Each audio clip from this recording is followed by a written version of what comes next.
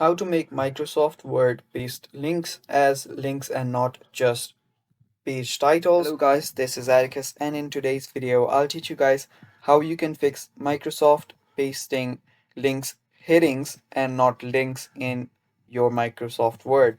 So let us begin. As you can see right here, I copied this YouTube's link and I just pasted it, but it just shows me the heading of the page.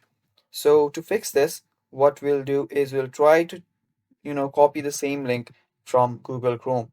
Now we will need to know what the problem is before we fix it. So let us just copy this and paste it here. And as you can see right here that when I copied this from Google Chrome, it just got pasted as link. But when I copy it from Edge, it just gives me a plain text. So the problem is within the Edge and not in Microsoft Word. Now to fix this problem, we'll have to open up our Edge, go to the three dots here, and go to Settings. After we open Settings, on the left hand side, you will see Share, Copy, and Paste. Tap on it, and here you will need to, you know, make sure that you select the plain text here. And after you do that, you can just, cut that off. Now, if you try to copy this and paste it here, and there you can see, now it gets pasted as a link.